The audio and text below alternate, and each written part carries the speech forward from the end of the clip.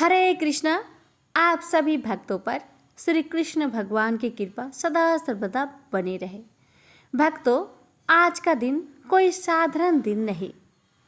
यह है आषाढ़ शुक्ल एकादशी, देवशयनी एकादशी की, जब स्वयं भगवान विष्णु योग निद्रा में लीन होते हैं। ऐसे शुभ दिन पर भगवत गीता के कुछ दिव्य अध्यायों का पाठ अत्यंत पुण्यदायक माना गया है। यह पाठ सुनने से मन को शांति, जीवन को दिशा और आत्मा को मोक्ष का मार्ग मिलता है। कहा गया है, जो एकादशी के दिन श्रद्धा से गीता का श्रवण करता है उसे विष्णु लोक की प्राप्ति होती है और सभी मनोकामनाएं पूर्ण होती है। तो आइए, आवाज नहीं भावना से सुनिए भगवत गीता की वे दिव्य अध्याय जो देवशयनी एकादशी पर सुनने मात्र से हरि कृपा की वर्षा होने लगती है। प्रेम से बोलिए जय श्री हरि। हरे कृष्णा। ओम नमो भगवते वासुदेवाय। श्री भगवान ने कहा, हे अर्जुन, अब मैं तुझे ईर्ष्या न करने के लिए इस परम गोपनीय ज्ञान को अनुभव सहित करता हूँ, जिसको जानकर तू इस दुख रूपी संसार से मुक्त हो सकेगा। यह ज्ञान सभी विद्याओं का राजा, सभी गोपनीयों से भी अति गोपनीय, परम पवित्र, परम श्रेष्ठ है। यह ज्ञान धर्म के अनुसार सुखपूर्वक कर्तव्य कर्म के द्वारा अविनाशी परमात्मा का प्रत्यक्ष अनुभव कराने वाला है। हे परंतर, इस धर्म के प्रति श्रद्धा न रखने वाले मनुष्य मुझे न प्राप्त होकर जन्म मृत्यु रूपी मार्ग से इस संसार में आते जाते रहते हैं। मेरे कारण ही यह सारा संसार दिखाई देता है और मैं ही इस संपूर्ण जगत में अदृश्य शक्ति रूप में सभी जगह स्थित हूँ। सभी प्राणी मुझ में ही स्थित है, परंतु मैं उनमें स्थित नहीं हूँ। हे अर्जुन, यह मेरी ऐश्वर्य पूर्ण योग शक्ति को देख। यह संपूर्ण सृष्टि मुझ में कभी स्थित नहीं रहती है, फिर भी मैं सभी प्राणियों का पालन पोषण करने वाला हूँ और सभी प्राणियों में शक्ति रूप में स्थित हूँ, परंतु मेरा आत्मा सभी प्राणियों में स्थित नहीं रहता है, क्योंकि मैं ही सृष्टि का मूल कारण हूँ। इस प्रकार सभी जगह बहने वाली महान वायु सदैव आकाश में स्थिर रहती है, उसी प्रकार सभी प्राणी मुझ में स्थिर रहते हैं।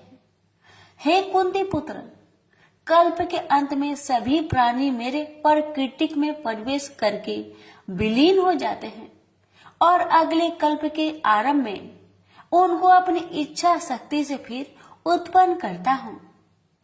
84 लाख योनियों में सभी प्राणी अपनी इच्छा शक्ति के कारण बार बार मेरी इच्छा शक्ति से विलीन उत्पन्न होते रहते हैं। यह सभी पूर्ण रूप से स्वतः मेरी इच्छा शक्ति के अधीन होते हैं। हे धनंजय, यह सभी कर्म मुझे बांध नहीं पाते, क्योंकि मैं उन कार्यों में बिना किसी फल की इच्छा से उदासीन भाव से स्थिर रहता हूँ। हे कुंती पुत्र, मेरी अक्षयता, मैं मेरी भौतिक प्रकृति सभी चर तथा अचर जीव उत्पन्न और विनिष्ट करती रहती है। इसी कारण से यह संसार परिवर्तनशील है। मूर्ख मनुष्य मुझे अपने ही समान निष्कृष्ट शरीर आधार वाला समझते हैं, इसलिए वह सभी जीव आत्माओं का परम ईश्वर वाले मेरे स्वभाव को नहीं समझ पाते।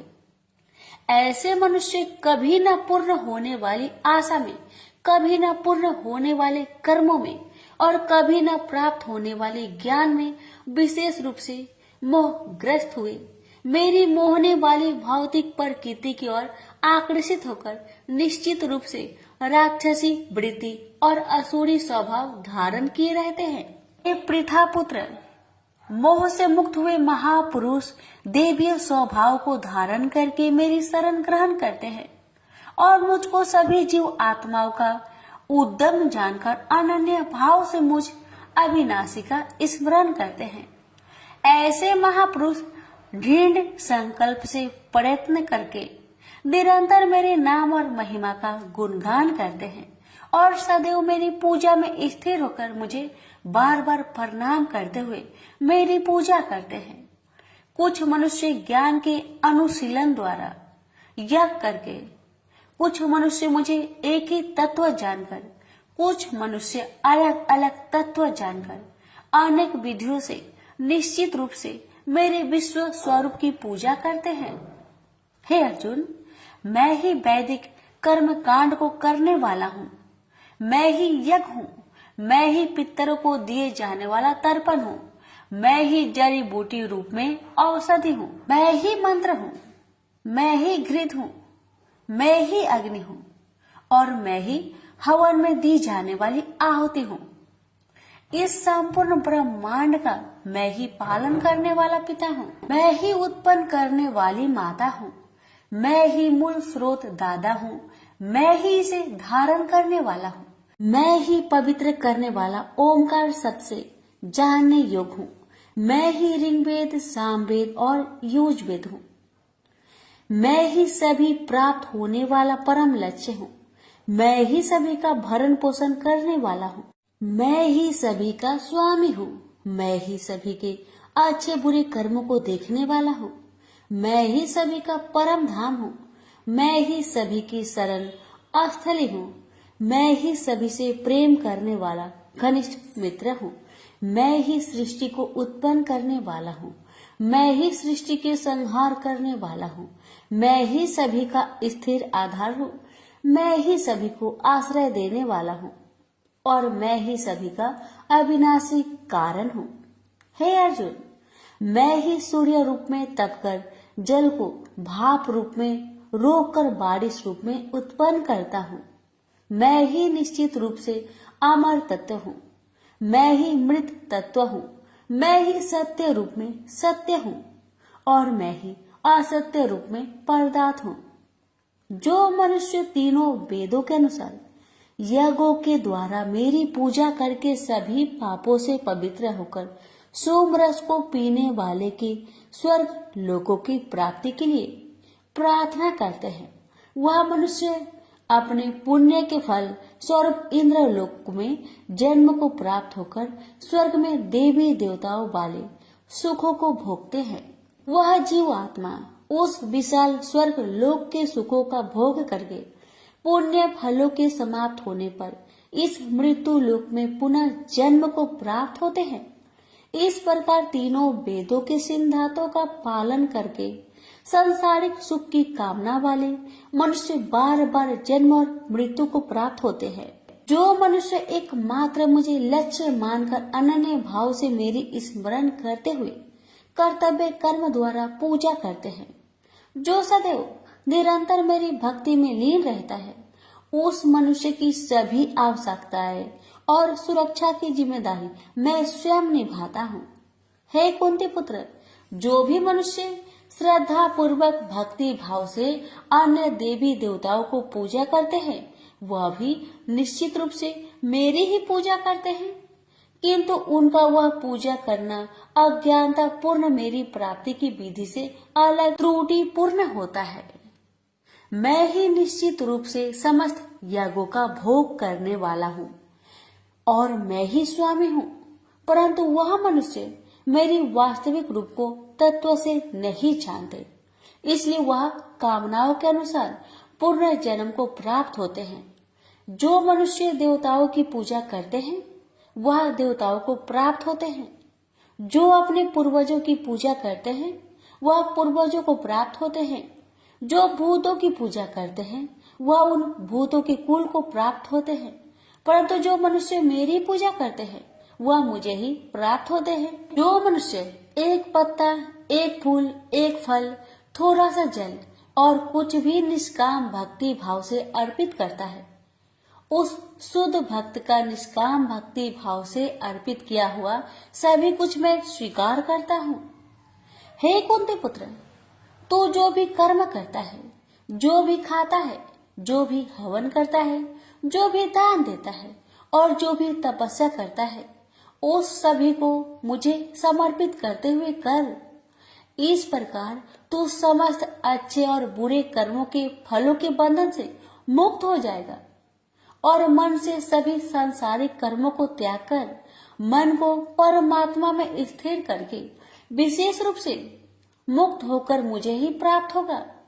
मैं सभी प्राणियों में समान रूप से स्थित हूँ। सृष्टि में न किसी से देश रखता हूँ और न ही कोई मेरा प्रिय है, परंतु जो मनुष्य शुद्ध भक्ति भाव से मेरा स्मरण करता है तब वह मुझ में स्थिर रहता है और मैं भी निश्चित रूप से उसमें स्थिर रहता हूँ। आदि कोई भी अत्यंत दुराचारी मनुष्य अनन्य भाव से मेरा निरंतर स्मरण करता है तो वह निश्चित रूप से साधु ही समझना चाहिए, क्योंकि वह संपूर्ण रूप से मेरी भक्ति में स्थित है।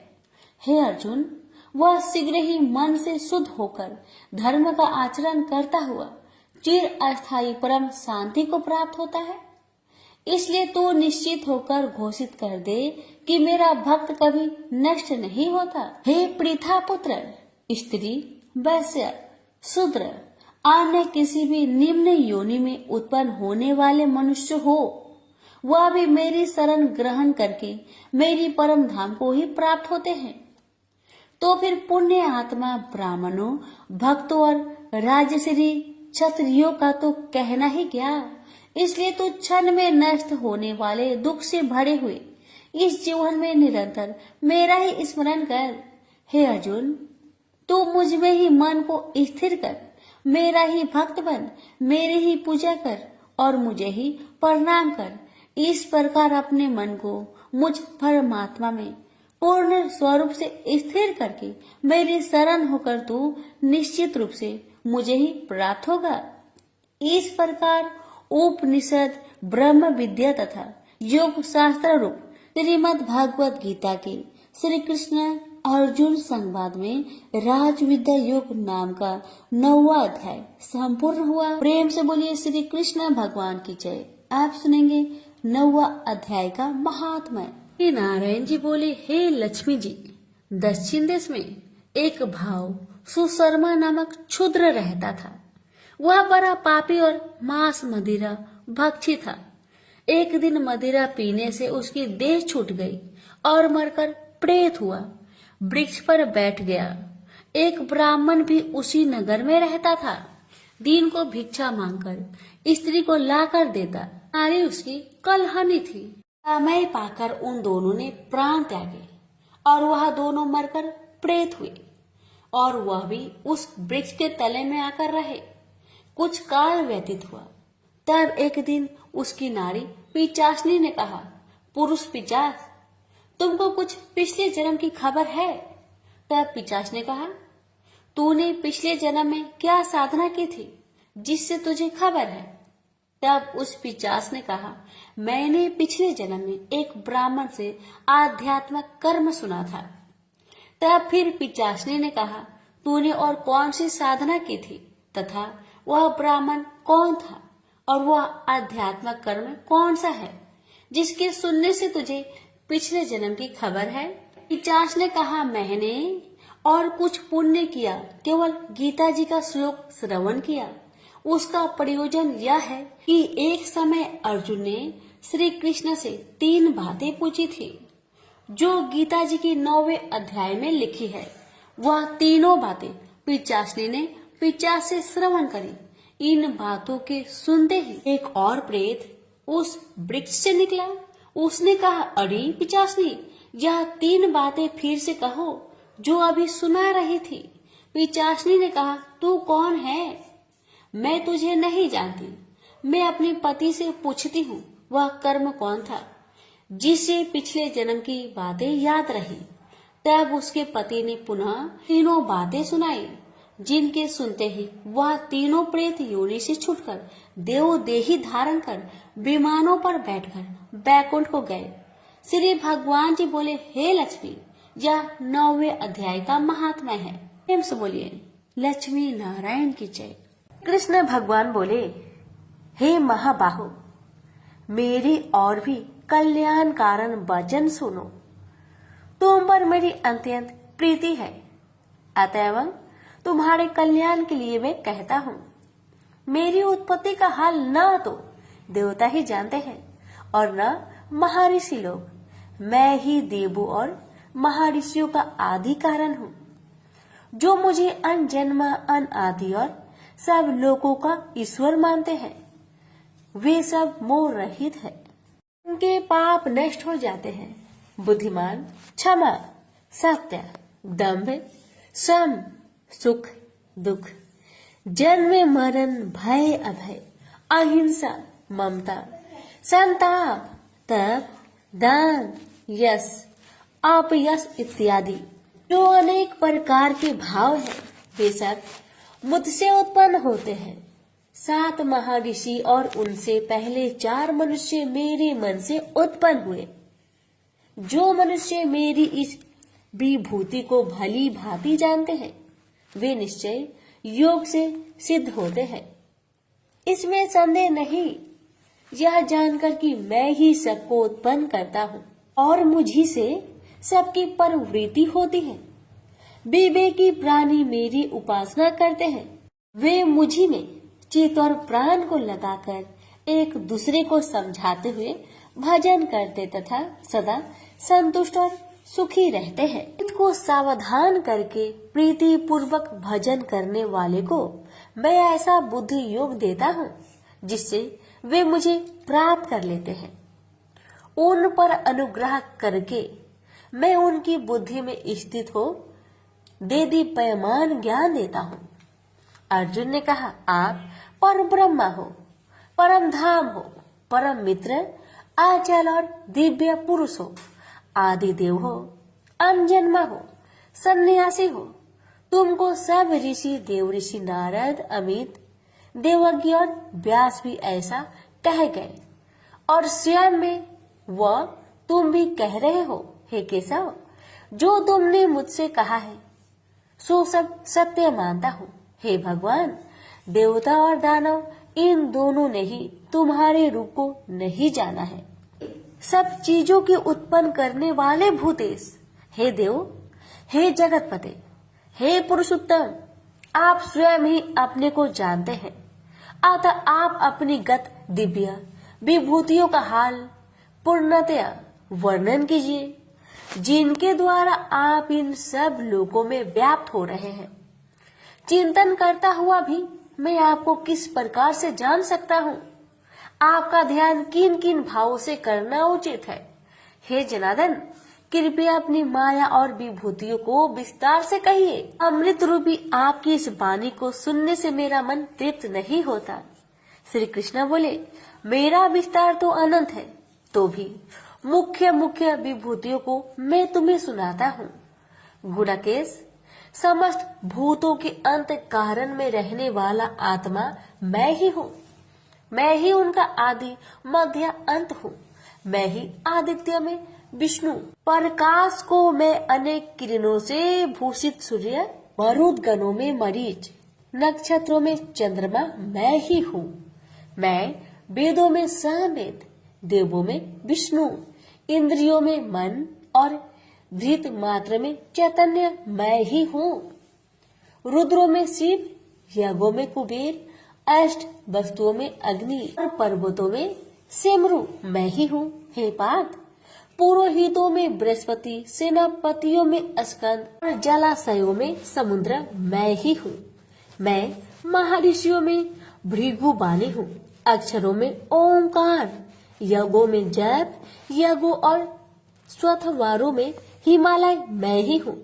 वृक्षों में पीपल, देव ऋषियों में नारद, गंधर्वों में चित्ररथ, सिद्धों में कपिल मुनि, वेदों में अमृत से उत्पन्न उच्च श्रवा, गजेंद्रों में ऐरावत और मनुष्यों में राजा मैं ही हूँ।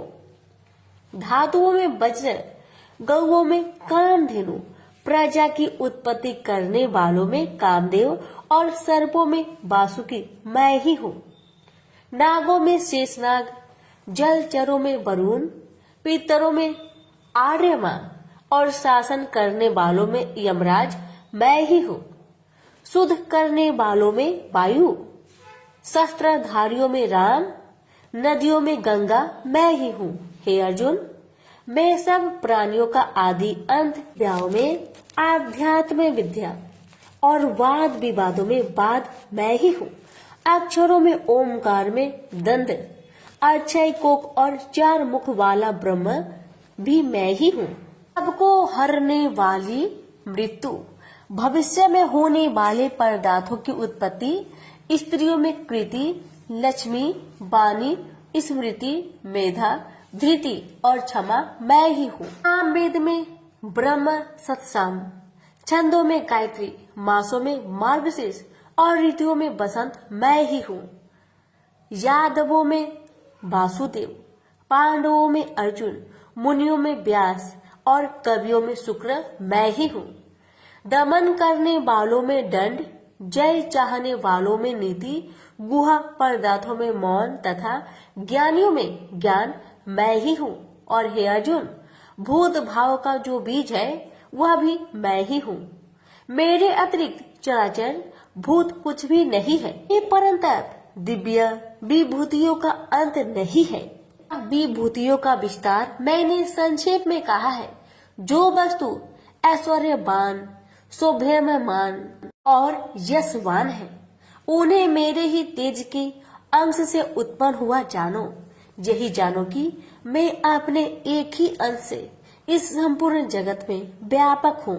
प्रेम से बोलिए श्री कृष्ण भगवान की जय। अब सुनिए 10वें अध्याय का महात्म्य। नारायण जी बोले, हे लक्ष्मी जी, अब 10वें अध्याय का महात्म्य मैं कहता हूँ, आप श्रवण करें। एक बनारस क्षेत्र, गंगा जी का स्नान, संतों तथा काशी विश्वनाथ जी का दर्शन, अन्न को छोड़ना, एकादशी का दिन।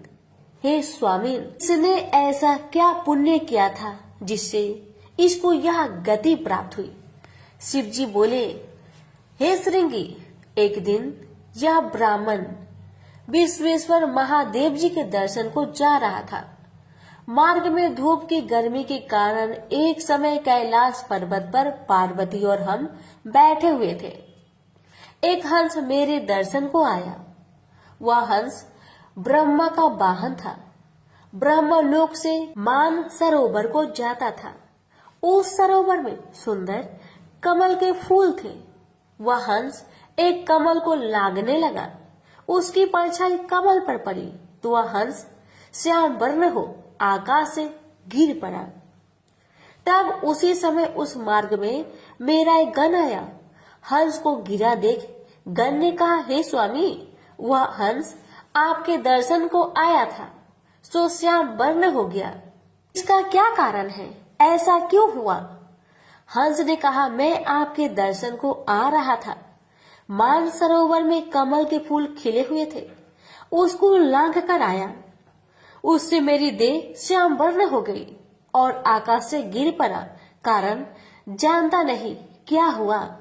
यह सुन शिव जी हंसे। तब आकाशवाणी हुई कि हे शंभु जी, कमलनी से पूछो, वह कहेगी। कमलनी ने कहा, मैं पूर्व जन्म में पद्मावती नामक अप्सरा थी। उस समय एक ब्राह्मण गंगा के किनारे स्नान कर गीता जी के 10वें अध्याय का पाठ किया करता था। एक दिन इंद्र का सिंहासन हिला। तब इंद्र ने मुझे आज्ञा दी कि तू जाकर उस ब्राह्मण की तपस्या भंग कर। आज्ञा पाकर मैं उस ब्रीप के पास गई। उस ब्रीप ने मुझे श्राप देकर कहा, अरे पापिनी, तू कमलनी हो जा। उसी समय मैं कमलनी हो गई। तभी से मैं गीता जी के 10वें अध्याय का पाठ करती हूँ। उसी से मेरा यह तेज है कि मुझको लांघने वाला काला होकर अचेत हो जाता है। हंस ने कहा, मेरा यह श्याम वर्ण कैसे श्वेत होगा और तू इस कमल देह से छूटकर कैसे देव देही पाई? तब कमलनी बोली, जब कोई श्री गीता जी के 10वें अध्याय का पाठ सुनाएगा उद्धार होगा। तब एक ब्राह्मण ने सरोवर में स्नान कर गीता जी के 10वें अध्याय का पाठ किया। से हंस ने और कमलनी ने सुना, तब उसका उद्धार हुआ। प्रेम से बोलिए लक्ष्मी नारायण की जय, उमापति शंकर भगवान की जय। अर्जुन ने पूछा, इस प्रकार जो भक्त सदैव योग युक्त होकर आपकी उपासना विधि पूर्वक करते हैं और वे जो अव्यक्त पर ब्रह्म को भजते हैं, इन दोनों में कौन सा योगी श्रेष्ठ है? श्री भगवान जी बोले, जो मेरे विषय में मन लगाकर परम श्रद्धा पूर्वक मुझको भजते हैं वे उत्तम योगी हैं। मैं यह मानता हूँ, परंतु जो इंद्रियों को संयम करके सर्वत्र समदृष्टि रखने वाला सब प्राणियों के हित में लगे हुए कथनीय अव्यक्त सर्वव्यापी अचिंतनीय निर्विकार अचल ध्रुव अक्षर का भजन करते हैं वे भी मुझे प्राप्त होते हैं। अव्यक्त में मैं जिनका चित्त आसक्त है वह कष्ट अधिक पाते हैं, क्योंकि अव्यक्त गति के प्राणी कष्ट पाते हैं। हे पार्थ, जो प्राणी अपने सब कर्मों को अर्पण करके मेरी शरण में आकर अनन्य भक्ति से मेरा ध्यान करते हैं और पूजते हैं, उन शरण में आए हुए भक्तों को मैं थोड़े समय में ही मृत्यु संचार से उद्धार कर देता हूँ। मुझ में ही मन रखो, मुझ में ही बुद्धि रखो, तब तुम मुझ में ही निवास करोगे, इसमें कुछ संदेह नहीं। हे धनंजय, यदि इस प्रकार तुम मुझसे अपने चित्त को रखने में समर्थ ना हो तो योग अभ्यास द्वारा हमारे पाने के लिए बार बार यत्न करो। यदि अभ्यास भी ना हो सके तो मेरे उद्देश्य से व्रत आदि ही करो। यदि मेरे लिए तुम कर्म करोगे तो भी तुम्हें मुक्ति प्राप्त होगी, और यदि ऐसा भी ना कर सके तो मन को रोककर अनन्य भाव से मेरी शरण में आओ और फल की आशा छोड़कर कर्म करो, क्योंकि अभ्यास से ज्ञान उत्तम है, ज्ञान से ध्यान श्रेष्ठ है, त्याग से शांति प्राप्त होती है। जो किसी से द्वेष नहीं करता सबका मित्र है, दयाधारी है, ममता और अहंकार जिसमें नहीं है, सुख दुख को जो समान जानता है, क्षमावान है, संतोषी है, स्थिर चित्त से इंद्रियों को बस में रखता है, दृढ़ निश्चयवान है, मुझ में अपने मन और बुद्धि को लगाए हुए है, ऐसा मेरा भक्त मुझे प्रिय है, जिसे न लोगों का भय है न लोगों से डरता है। ऐसा जो हर्ष ईर्ष्या दुष्टों के भय और विषाद से रहित है वह मेरा प्रिय है। जो कुछ मिले उसी में संतुष्ट, पवित्र पक्ष, निष्पक्ष, दुख रहित, फल की आशा त्याग कर करने वाला, ऐसा जो मेरा भक्त है वह मुझे प्रिय है। जो लाभ से प्रसन्न हो, किसी से द्वेष न करे, इष्ट पदार्थ के नष्ट होने से दुखी न हो, किसी वस्तु की इच्छा न करे, अशुभ तथा शुभ दोनों का त्यागी हो, वह भक्त मेरा परम प्रिय है। जिसको शत्रु और मित्र, मान और अपमान, सर्दी और गर्मी, सुख तथा दुख समान है, और जो वासनाओं से रहित है, निंदा एवं स्तुति को समान जानता है, जो मुझ में श्रद्धा करके मुझे मानता हुआ इस अमृत के समान कल्याणकारक धर्म का आचरण मेरे उपदेश अनुसार करते हैं, वे मुझे अत्यंत प्रिय है। प्रेम से बोलिए श्री कृष्ण भगवान की जय। आप सुनिए 12वें अध्याय का महात्म्य। श्री भगवान बोले, हे लक्ष्मी, अब 12वें अध्याय का महात्म्य सुनो। दक्षिण देश में एक सुखानंद नाम का राजा रहता था, जिसके नगर में एक अत्यंत लंपट रहता था। एक गणिका से उसकी प्रीति थी। वह दोनों एक देवी के मंदिर में जाकर मदिरा पान किया करते, मांस खाए और भोग भोगे।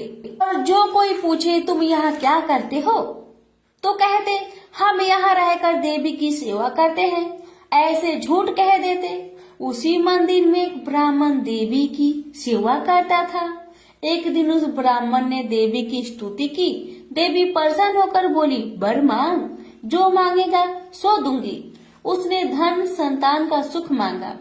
देवी ने कहा, ए ब्राह्मण, मैं अवश्य तुझे संतान दूंगी, पर एक काम कर, पहले इन दोनों का उद्धार कर ले। तब ब्राह्मण ने नारायण जी का तप किया। भगवान प्रसन्न हुए तथा नारायण जी गरुड़ पर बैठकर आए और कहा, तेरी क्या कामना है? ब्राह्मण ने पूछा, इन दोनों का उद्धार कैसे हो? श्री नारायण जी बोले, हे ब्राह्मण, गीता जी के 12वें अध्याय का पाठ सुनाओ तो दोनों का उद्धार हो जाएगा।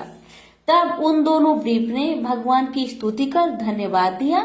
फिर ब्रीफ ने उस गणिक और लंपट को बैठाकर गीता के 12वें अध्याय का पाठ सुनाया। सुनते ही उन दोनों की देही छूटी और देवदेही पाकर बैकुंठ को गए। प्रेम से बोलिए लक्ष्मी नारायण की जय।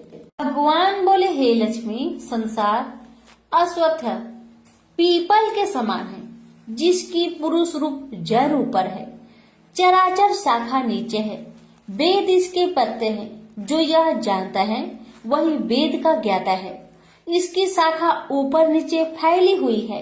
सत्य, रज, तम और गुण इसकी रज वाहिनी नसें हैं, जिनसे इनका पालन होता है। शब्द रूप इनकी डालियां हैं। वह पीछे कर्म रूप में प्रकट होने वाली इसकी जड़ नीचे मनुष्य लोक में और भी नीचे तक चली गई है। और अश्वत्थ का यह रूप इसका आदि अंत और आकार संसारी प्राणी के ध्यान में नहीं आता, तथापि इसकी जड़ गहरी है। ऐसे इस पीपल का वैराग्य रूप ढींढ शास्त्र से काटकर वह स्थान ढूंढना चाहिए जहाँ फिर से लौटना नहीं पड़ता, और साथ ही यह विचारना चाहिए कि जिसमें वह पुरातन प्रवृत्ति उत्पन्न हुई है, मैं उसी आदि पुरुष की शरण हूँ।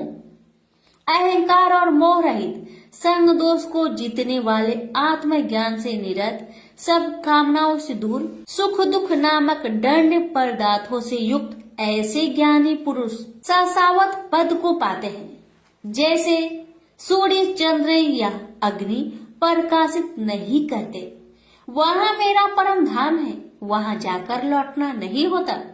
मेरा सनातन अंश इस जीव लोक में जीव का रूप धरकर प्रकृति में स्थिर है। पांचों इंद्रियों और छठे मन को उससे छुड़ाता है, जैसे वायु पुष्प आदि की गंध को दूसरे स्थान में ले जाती है। इसी प्रकार यह देह स्वामी शरीर धारण करने के बाद जब उसका परित्याग करता है, तब इंद्रियों और मन को साथ ले जाता है। कान, आँख, चर्म, जीभ, नाक और मन का आश्चर्य लेकर वह विषयों का भोग करता है। एक देह से दूसरी देह को जाते अथवा एक ही देह में रहते समय अथवा इंद्रियों से मुक्त हो विषयों का उपभोग करते हुए इसको मूर्ख नहीं देख सकते, परंतु जिनके ज्ञान रूपी नेत्र है वह देखते हैं। यत्न करने से योगी जन इसे देखते हैं, परंतु अज्ञानी यत्न करने पर भी नहीं देख पाते।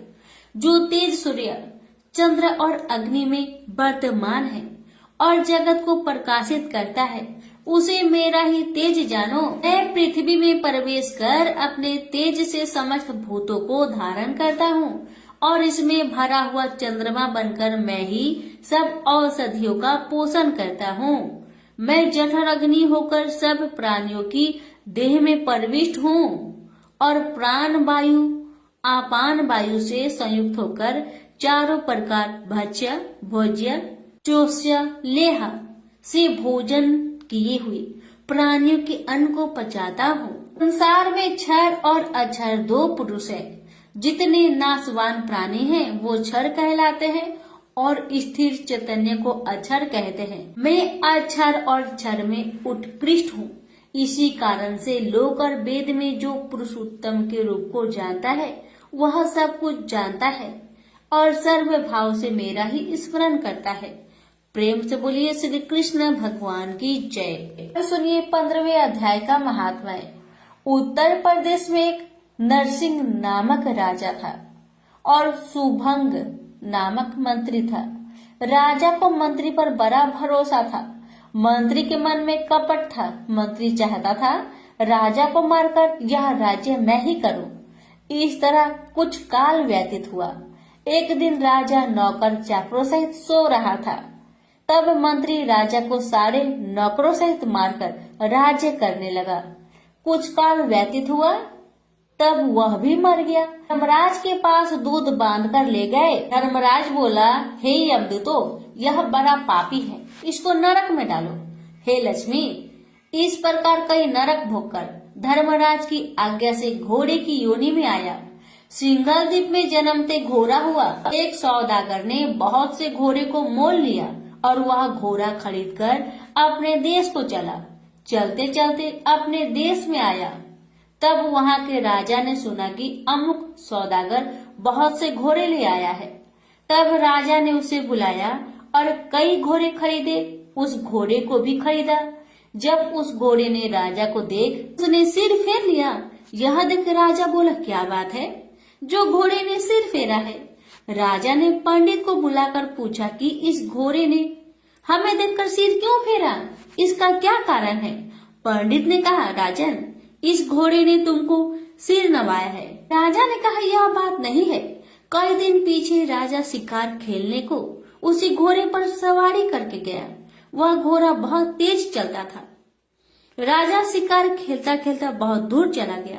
उसी दिन राजा ने जाते ही शिकार मारा। राजा बहुत प्रसन्न हुआ। दोपहरी की गर्मी के कारण राजा को प्यास लगी। तब राजा ने वन में एक साधु को कुटिया में बैठे देखा। तालाब से जल भरा हुआ था। वहां राजा उतरा, घोड़े को वृक्ष में बांधकर कुटिया में गया तो साधु अपने पुत्र को गीता जी के 15वें अध्याय का पाठ सिखा रहा था। वृक्ष के पट्टे पर श्लोक लिखकर बालक से कहा, खेलते भी रहो और इसको कंठ करो। उस पत्ते को घोड़े ने देखा तो तुरंत उसकी देह छूट गई। देवदेही पाई, स्वर्ग से विमान आया, उस पर बैठ बैकुंठ को चला। इतने में ही राजा जल पीकर बाहर आया, देखा तो घोड़ा मरा है। राजा चिंतित होकर बोला, यह घोड़ा किसने मारा है, इसे क्या हुआ? इतने में वह बोला, हे राजन, तेरे घोड़े का चैतन्य मैं हूँ। मैंने अब देवदेही पाई है, बैकुंठ को चला हूँ। राजा ने पूछा, तुमने कौन सा पुण्य किया है? घोड़ा बोला, यह बात ऋषिवर से पूछो। राजा ने मुनीश्वर से पूछा। मुनि बोला, हे राजन, गीता जी का श्लोक लिखा हुआ पत्ता इसके आगे पड़ा है। घोड़े ने यह अक्षर देखे हैं, इस कारण घोड़े की सदगति हुई है। श्री नारायण जी बोले, हे लक्ष्मी, यह गीता के 15वें अध्याय का महात्म्य मैंने तुमको सुनाया। प्रेम से बोलिए लक्ष्मी नारायण की जय। अर्जुन ने पूछा, हे केशव, मैं संन्यास एवं त्याग के तत्व पृथक पृथक जानने की इच्छा करता हूँ। श्री कृष्ण बोले, हे पार्थ, कामना वाले कर्मों के त्याग को ज्ञानी लोग संन्यास मानते हैं और अज्ञानी पुरुष फल के त्याग को त्याग कहते हैं। कोई पंडित कर्म को दोष युक्त जानकर त्यागना ठीक कहते हैं। कोई यज्ञ, दान, तप आदि कर्मों को छोड़ने योग्य बताते हैं। हे भारत, त्याग के विषय में मेरा ऐसा मत है कि त्याग 3 प्रकार के हैं। यज्ञ, दान, तप आदि कर्मों को नहीं त्यागना चाहिए। ये सब कर्म आसक्त और फल को त्याग कर करने चाहिए। मेरे निश्चय मत यही है जो सर्वोत्तम है। अपनी नियमित कर्मों का त्यागना उचित नहीं है। यह मोह बस ऐसा किया जाए तो वह तामस त्याग है, कर्म दुखप्रद है।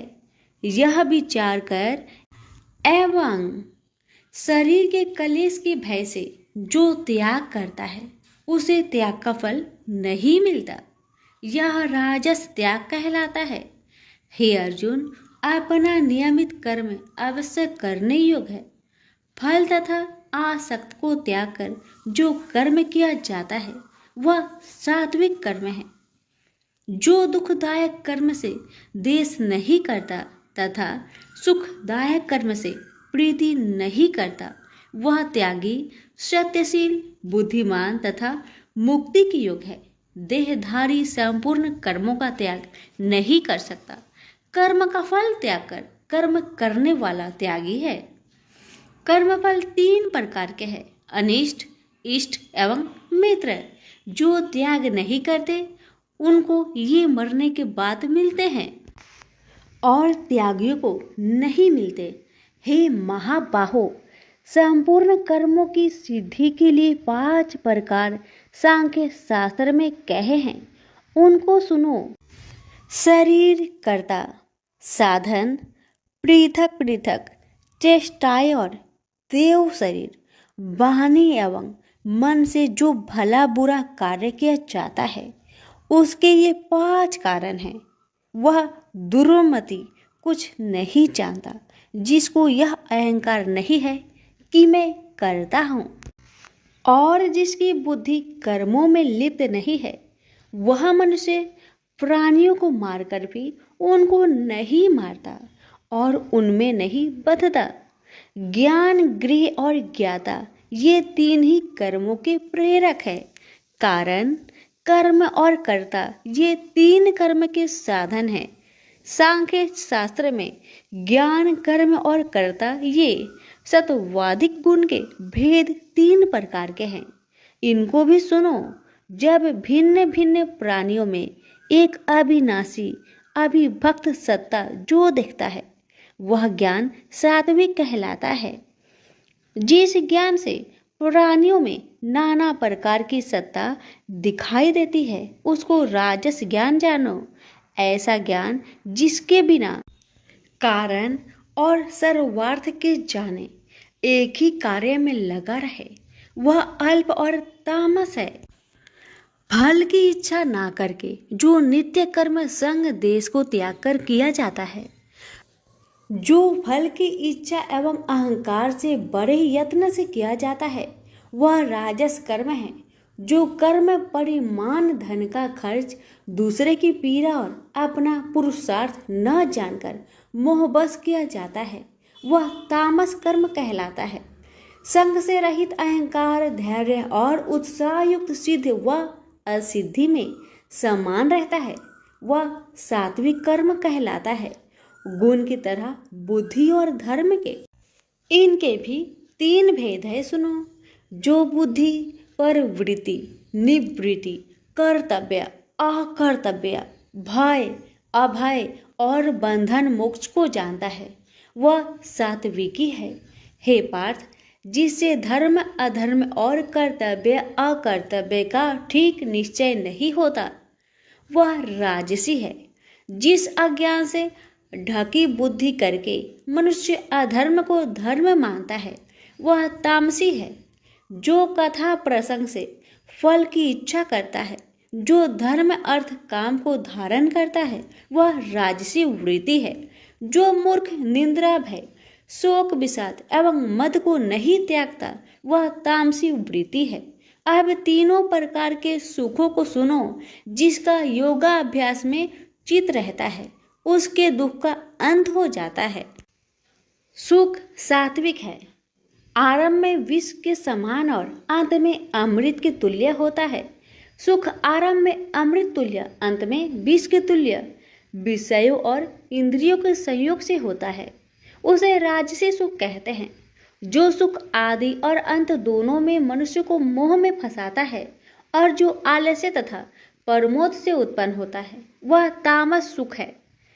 सम, दम, तप, पवित्रता, क्षमा, नम्रता, ज्ञान, अनुभव और परलोक में श्रद्धा ये ब्राह्मणों के स्वाभाविक सिद्ध कर्म है। बहादुरी, तेजस्विता, धैर्य, चतुराई, युद्ध, स्थिरता, उदारता और प्रभुता ये क्षत्रिय के स्वाभाविक कर्म हैं।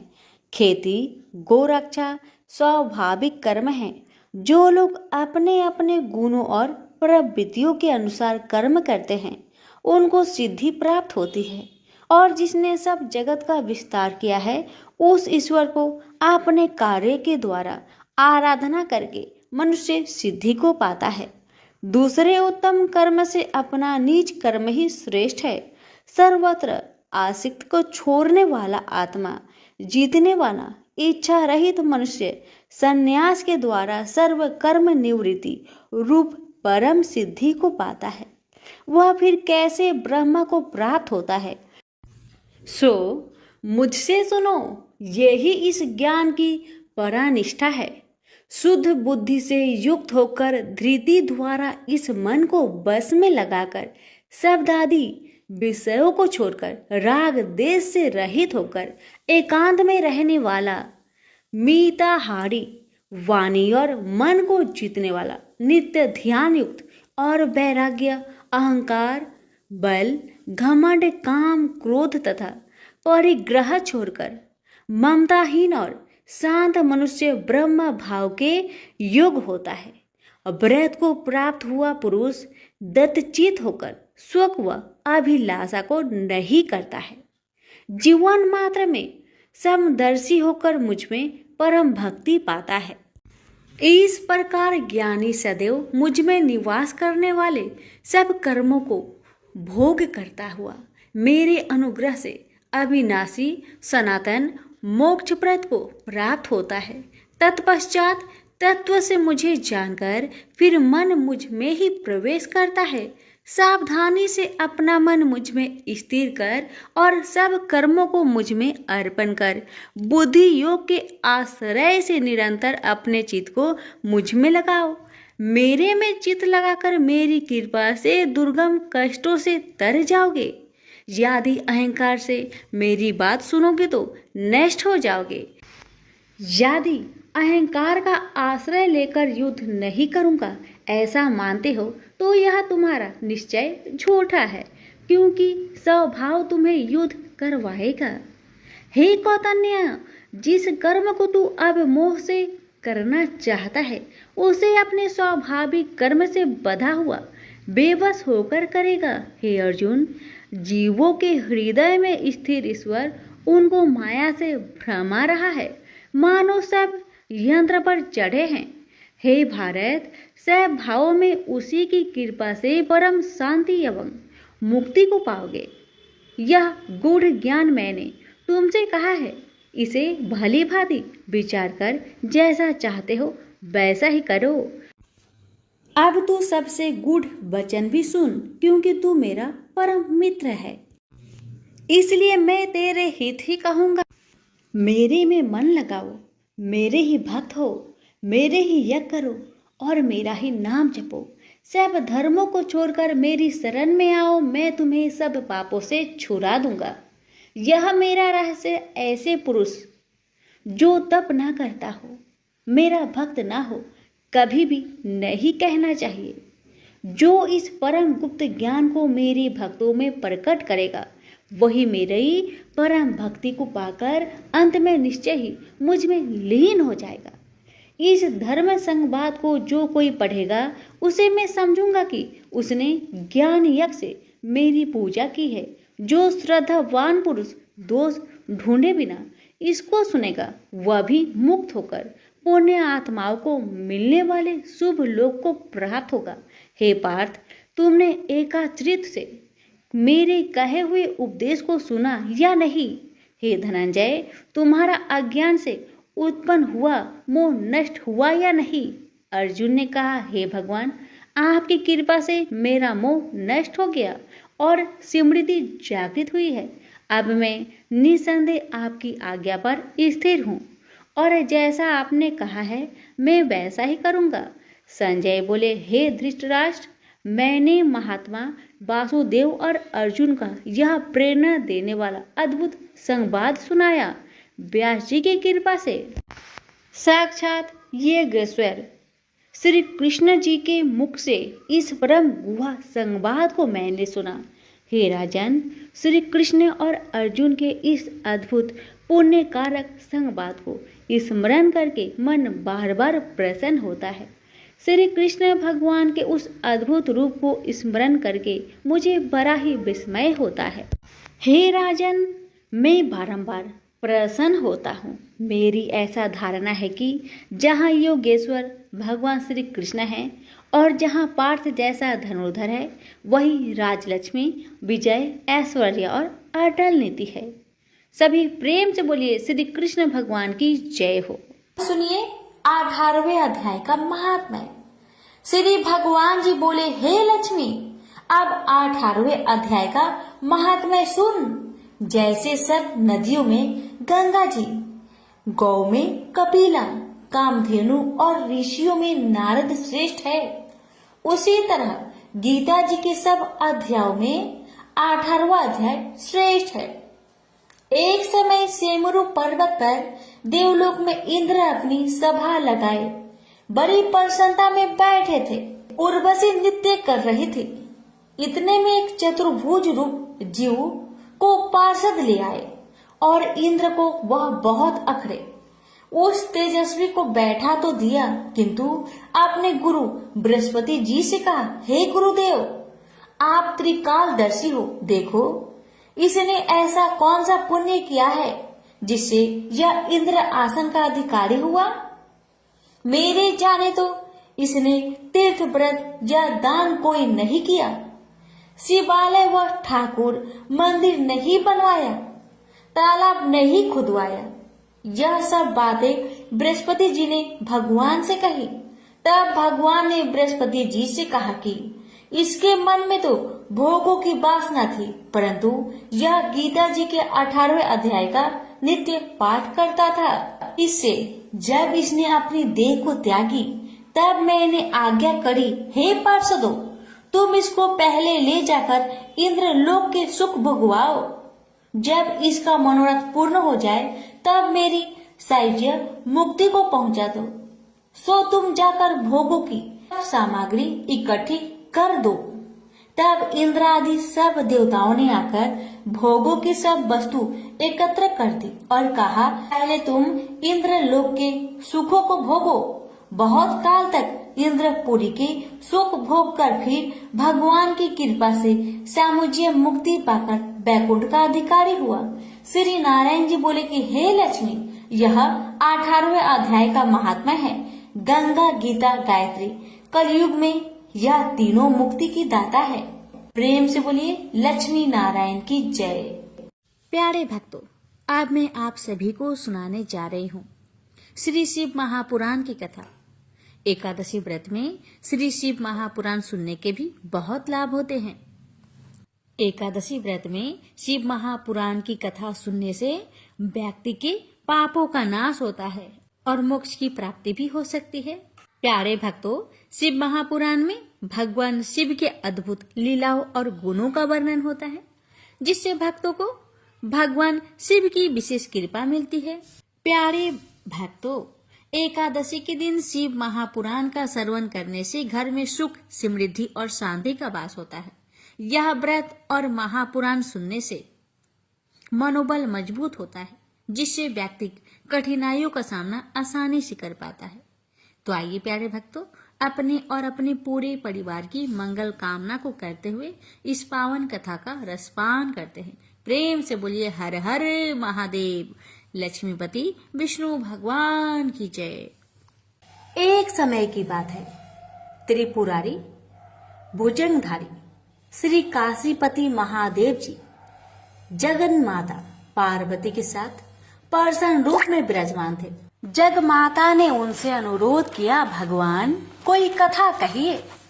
इस पर भगवान भूत भावन किंचित मुस्कुराए और बोले, हे पार्वती सुनो, पूर्व समय में कुसमांड नामक एक ऋषि का पुत्र मंडप नाम से विख्यात था। बाल्यकाल में ही कुसंगति के कारण पाप कर्म में लीन हो गया था।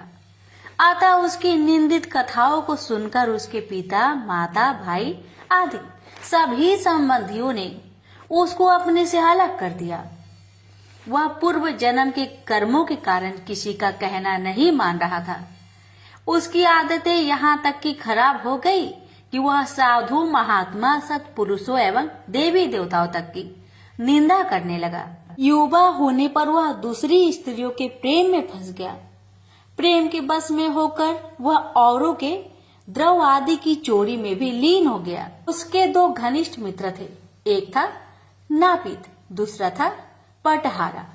इन तीनों ने मिलकर विचार किया कि किसी धनी के घर चोरी करके अधिक धन प्राप्त किया जाए। अतः तीनों ने मिलकर राजा के यहाँ चोरी की। इस चोरी के कारण बहुत सा धन हाथ लगा। सारा धन मंडप के पास था। दोनों मित्रों के मांगने पर भी उसने उन लोगों का हिस्सा नहीं दिया। इस धन को वह एक वैश्या के यहाँ ले गया। वैश्या के यहाँ वह प्रेम लीला करने लगा। इस बीच उसको प्यास लगी। पलंग के नीचे रखे गिलास उसने खाली कर दी। स्वाद कुछ दूसरा था। इसमें क्या था? उसने वैश्या से पूछा। इसमें मदिरा थी। मंडप को इससे बड़ा दुख हुआ। मदिरा पान करके उसने महापाप किया है। यह सोचकर वह बड़ा दुख करने लगा। पर वैश्या बराबर मदिरा का गुणगान करती गई। उसने मंडप को फुसलाकर और मदिरा पिला दी तथा उसका सारा धन लेकर उसको बाहर निकाल दिया। होश में आने पर मंडप बड़ा विलाप करने लगा। पश्चाताप करता हुआ वह अपने मित्र के पास आया, सारी आप बीती सुना दी। उन मित्रों ने कहा, हे मित्र, तुमने मदिरा पान करके बड़ा पाप किया है। अब तुम इसका प्रायश्चित करो। मुझे प्रायश्चित का उपाय कहो। बिना प्रायश्चित के सुरापान का दोष नहीं मिटेगा। अतः उस वैश्य से स्वर्ण प्राप्त कर दान करो। यदि तुम ऐसा नहीं करोगे तो हम लोग तुम्हारी बड़ी निंदा करेंगे। यह सुनकर मंडप बड़ा दुखी हुआ। वह वैश्या के पास आया और वैश्या से अपना सारा दुखड़ा सुनाया।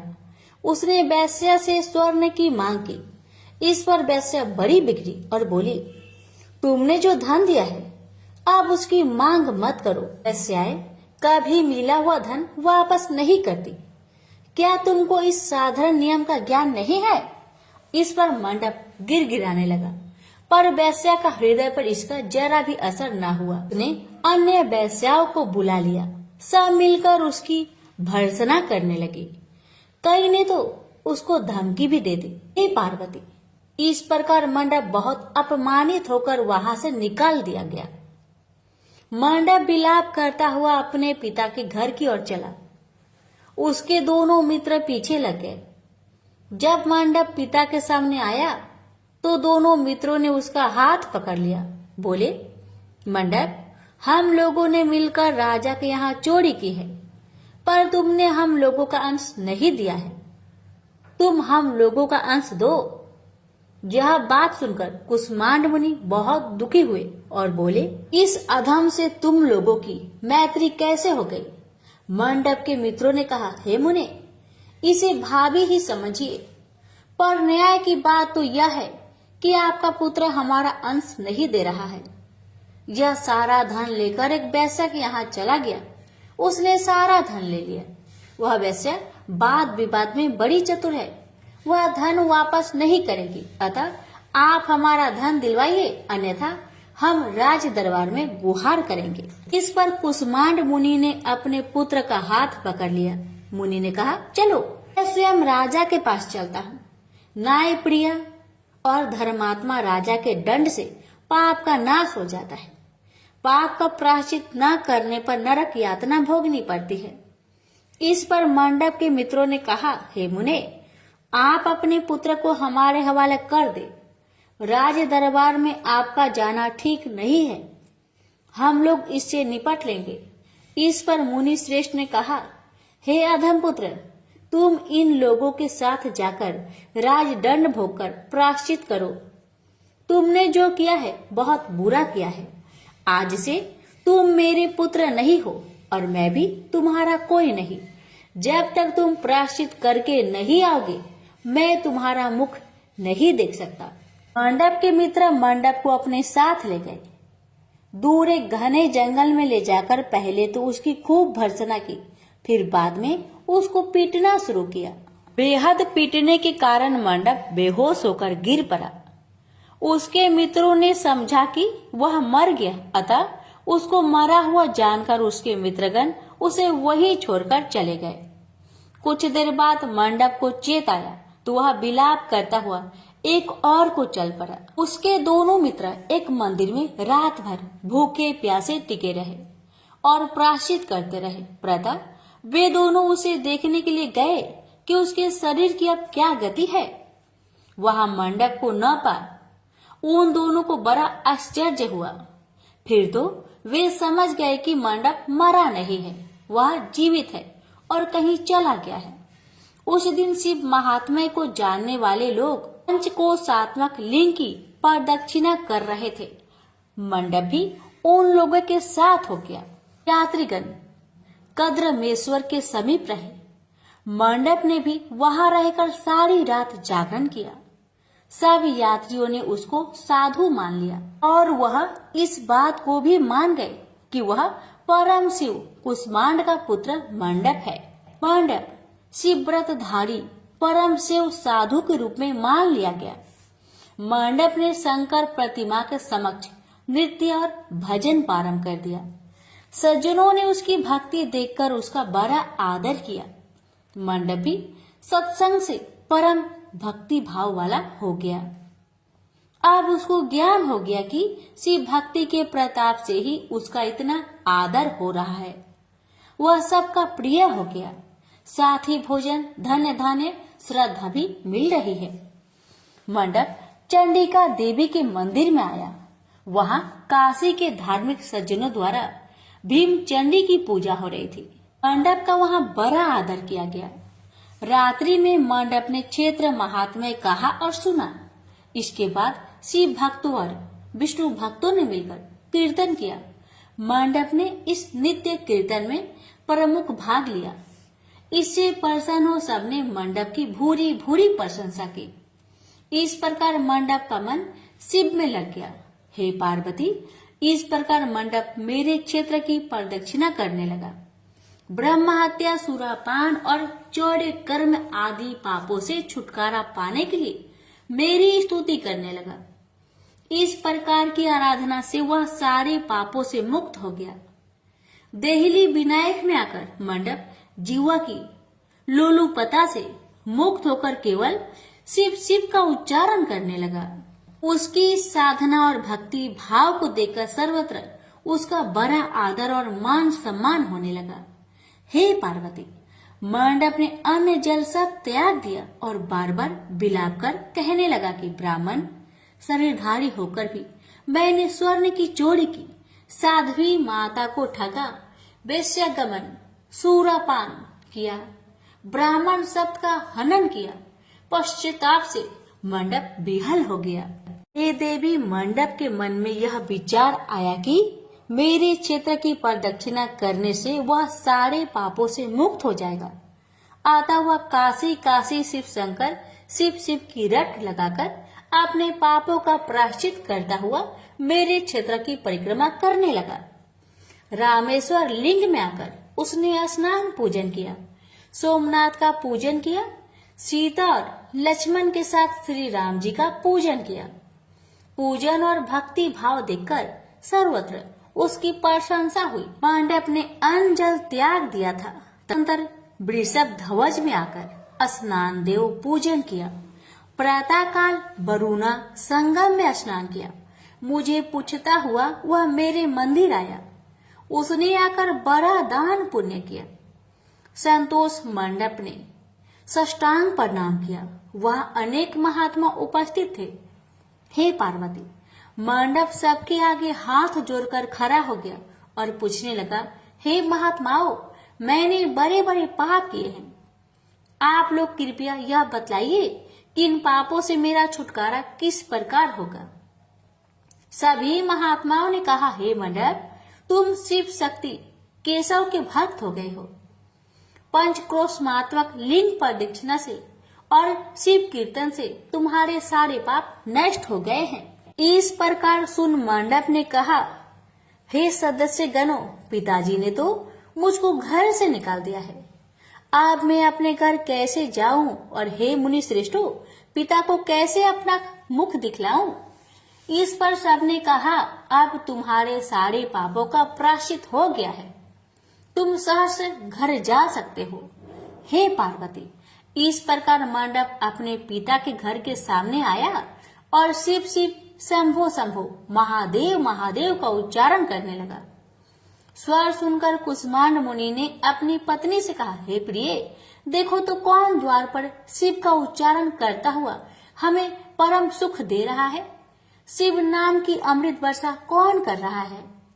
मुनि पत्नी ने द्वार पर अपने पुत्र को देखा। हे पुत्र, तुम्हारा आना कैसे हुआ। मंडप ने कहा, हे माता, आपको और पिताजी को महात्मागण बुला रहे हैं। यह सुनकर मंडप की माता अपने पति के पास आई और उनसे सारा वृत्तांत कहा। हे पूज्यवर, आपका पुत्र शिव का नाम रट्टा हुआ द्वार पर उपस्थित है। उसका कहना है कि प्रायश्चित करके वह पवित्र हो गया है। सदस्यगण आपको बुला रहे हैं, वे प्रायश्चित का प्रमाण देंगे। कुष्मांड मुनि दरवाजे पर आए। उन्होंने रुद्राक्षधारी शिव भक्त मंडप को देखा। तुम क्यों आए हो? थोड़े से प्रायश्चित से बड़े पाप का नाश नहीं होता है। मंडप ने कहा, हे पिताजी, इसमें कोई संदेह नहीं है कि मैंने बड़े पाप किए हैं। इतना होने पर भी महात्मागण आपको बुला रहे हैं। मुनि अपनी पत्नी के साथ महात्माओं के पास आए। महात्माओं ने एक स्वर से कहा, हे मुनिवर, आपका पुत्र समस्त पापों से मुक्त हो गया है। कुसुमांड ऋषि ने पूछा, हे मुनि श्रेष्ठो, किस आधार पर आपकी दृष्टि में मेरा पुत्र पाप मुक्त हो गया है? इसने तो बड़े बड़े पाप किए हैं। महात्माओं ने कहा, हे मुनि, इस मुक्ति मंडप के स्वामी श्री भगवान विष्णु है, वही इसका उत्तर देंगे। महात्माओं ने विष्णु भगवान की स्तुति की। इस पर आकाशवाणी हुई, हे स्तुति करने वाले महात्माओं, यह महापापी मंडप जो कुसुमांड मुनि का पुत्र है, अब अपने पापों से मुक्त हो शुद्ध हो गया है। यह साधु संतों के साथ शिव शंकर के क्षेत्र की परिक्रमा कर चुका है। अब कुसुमांड मुनि इसे ग्रहण कर सकते हैं। इस प्रकार हे पार्वती, मंडप को कुसुमांड मुनि आदर पूर्वक अपने घर ले गए। इस कथा को सुनकर माता पार्वती परम प्रसन्न हुई। बोली, प्रभु, आपने यह महत्वपूर्ण कथा कही, इससे कलयुग में प्राणियों का बड़ा भला होगा। कृपा कर इस पर कुछ और प्रकाश डाले। इस पर शिवजी बोले, हे पार्वती, अब तुम भैरव जी की कथा सुनो। इस पर भैरव जी प्रकट हुए और बोले, त्रेता युग में समदर्शी सांडलिय नाम का एक ब्राह्मण था। वह महापंडित था। उसकी पुत्री का नाम विशालाक्षी था। वह अति सुंदरी थी। बाल्यकाल में ही उसके पिता ने उसका विवाह कर दिया। विवाह के बाद भी वह अपने पिता के घर पर रहती थी। वह युवा हो गई। युवावस्था होने पर भी उसका पति न आया, अतः सांडिल्य ब्राह्मण की कन्या पाप रहता हो गई। इस कन्या ने काशी में बड़े पाप किए। सुंदरी होने के कारण दूर दूर के युवक उसके पास आने लगे। एक समय की बात है, बड़े बड़े पापों को नष्ट करने वाली पंचक्रोशी यात्रा के मार्गियों एक कर वह विचारने लगी कि इस लोगों को पाप रट किया जाए। उस रात यात्रीगण दुर्गा कुंड पर रुके थे।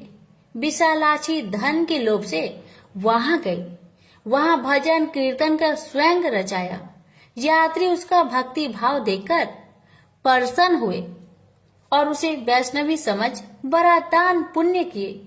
इस लोभ के कारण वैश्या विशालाक्षी यात्रियों के साथ हो गई। कर्म मेदेश्वर दहलीज रामेश्वर में उसने निवास किया और वरुणा संगम में स्नान किया। यात्रियों द्वारा उसने काशी महात्मा की कथा भी श्रवण की।